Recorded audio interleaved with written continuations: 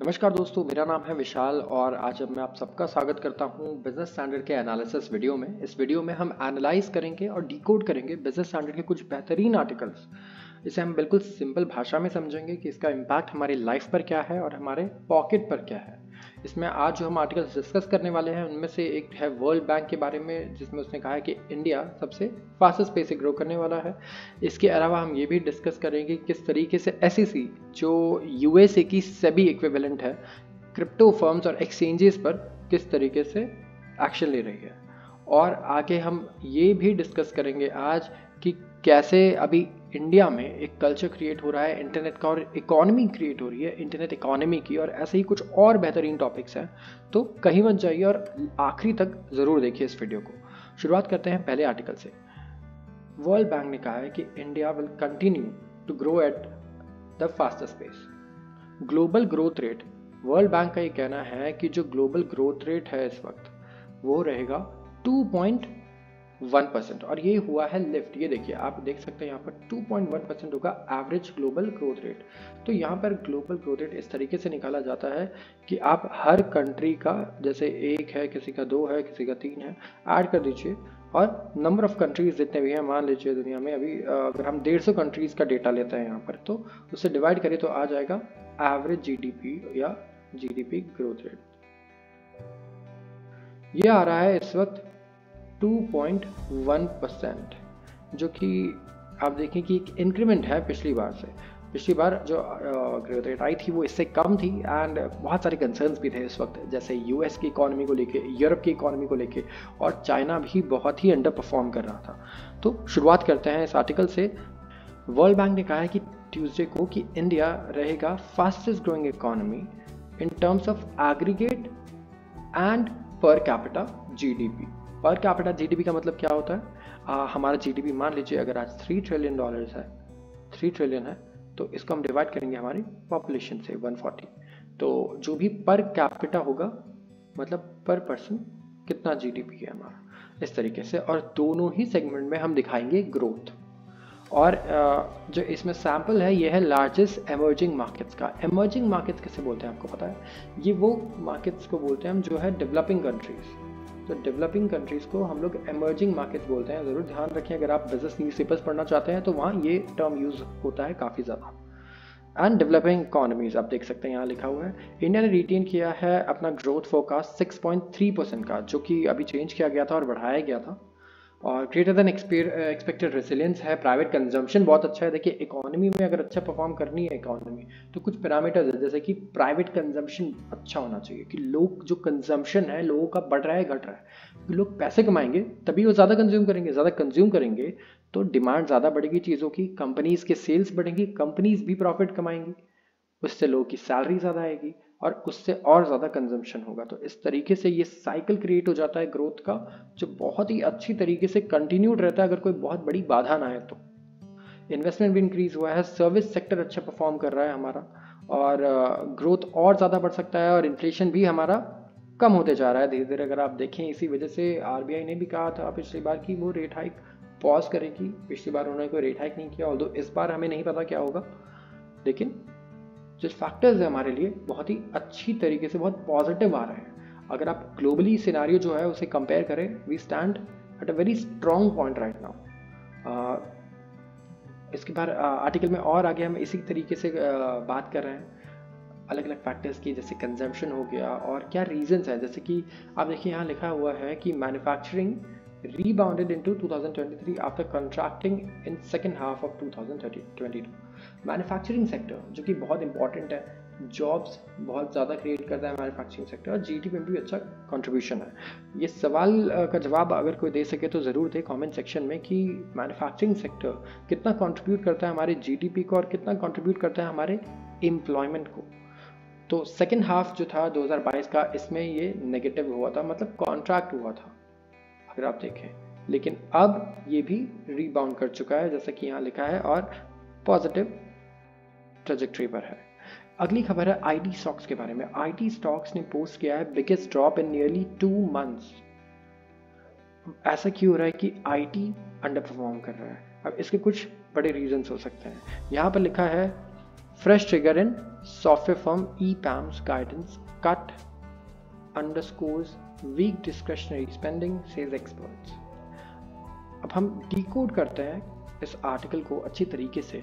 देखिए, inform IT sector के stocks आप जानते हैं कि बहुत ही ज़्यादा अंडर परफॉर्म कर रहे हैं। अगर आप पूरी इंडेक्स से कंपेयर करें तो IT stocks witnessed a fresh bout of selling after worries of slow down in demand. इस लाइन का मतलब है कि आईटी स्टॉक्स ने विटनेस किया सेलिंग, मतलब उनके स्टॉक प्राइस में आई गिरावट सेलिंग से, क्योंकि यहाँ एक्सपेक्टेशंस क्या थी? एक्सपेक्टेशंस थी स्लो डाउन की इन डिमांड। सर्विस सेक्टर के डिमांड में स्लो डाउन क्यों होगी? क्योंकि वीक रेवेन्यू गाइडेंस है यूएस की आईटी सर्विसेज के द्वारा। आईटी सर्विसेज कंपनी है एक EPAM सिस्टम्स। अब इसका रिजल्ट आया और इससे कहा कि जो हमारी एक्सपेक्टेशंस है यूएस मार्केट में, ठीक है, हम यूएस की बात करें, इंडिया की नहीं, वो बहुत ज़्यादा कुछ खास नहीं है। हमें लगता है डिमांड आगे कम रहेगा और रेवेन्यू जो है हमारी वो भी बहुत ज़्यादा बढ़ने वाली नहीं है। तो इससे इंडिया में सेलिंग हुई। क्यों होगी? क्योंकि इंडिया के जो बड़े आईटी फर्म्स हैं इनका रेवेन्यू भी यूएस से आता है। तो अगर यूएस को नुकसान हो रहा है तो इंडिया के आईटी सेक्टर को भी नुकसान होगा। तो ये रीज़न था जिसकी वजह से निफ्टी में भी अच्छी खासी गिरावट। निफ्टी आईटी में, निफ्टी आईटी एक इंडेक्स है जहाँ पर आप एक मेजर आईटी स्टॉक्स को लेकर आते हैं और आप इससे गेज कर सकते हैं कि आईटी स्टॉक्स आज ओवरऑल ऊपर है या नीचे है। तो यहाँ डिक्लाइन हुआ था 550 पॉइंट्स का, 1.9%, जो कि एक बहुत बड़ी गिरावट है अगर आप देखें। और स्मॉल और मिड साइज फर्म्स अगर आईटी को देखें, जैसे पर्सिस्टेंट सिस्टम्स, कोफोर्ज, एम्फेसिस, इनका शेयर प्राइस 4% तक गिरा हुआ था। और अगर टॉप टियर फर्म्स को देखें तो ये भी 1 से 2% के बीच गिरे हुए थे नीचे। तो ऐसे ही काफ़ी टाइम से ये चलता आ रहा है। अगर आप देखिए आईटी सेक्टर में कोई बहुत अच्छी खास परफॉर्मेंस आ नहीं रही, बिकॉज यूरोप और यूएस, इनके जो दो सबसे बड़े कस्टमर्स हैं, ये पैसे नहीं कमा पा रहे अच्छी तरीके से। अगला है Coinbase sued by SEC, stock slides over 16%। Coinbase, आप में से कितने लोग जानते होंगे इसके बारे में? जो क्रिप्टो से रिलेटेड है वो जरूर जानते होंगे, क्योंकि ये एक लिस्टेड एक्सचेंज है। कॉइनबेस, जरूर इसका नाम याद रखिएगा। ये एक लिस्टेड क्रिप्टो करेंसी एक्सचेंज है जिसका स्टॉक 16% गिर गया। क्यों? अब कल के आर्टिकल को ज़रूर आप पढ़िएगा। आप में से जिन्होंने कल आर्टिकल नहीं देखा है बिजनेस स्टैंडर्ड का, ज़रूर देखें। कुछ बहुत ही इंपॉर्टेंट खबर है और ये आप कह सकते हैं उसी का सेकंड पार्ट है। कल के आर्टिकल में हमने बताया कि एसईसी ने बाइनेंस, जो दुनिया का सबसे बड़ा क्रिप्टो एक्सचेंज है, जिसकी मोनोपोली है पूरे क्रिप्टो वर्ल्ड में, अगर आप एक्सचेंज की बात करें ट्रांजैक्शंस की, उसको भी एसईसी ने उसके ऊपर लॉसूट। और एसईसी मैंने आपको बताया होगा ये सेबी का इक्विवेलेंट है। जैसे इंडिया में सेबी है इंडिया में, वैसे यूएस में एसईसी है, जिसे हम कहते हैं सिक्योरिटीज एंड एक्सचेंज कमीशन।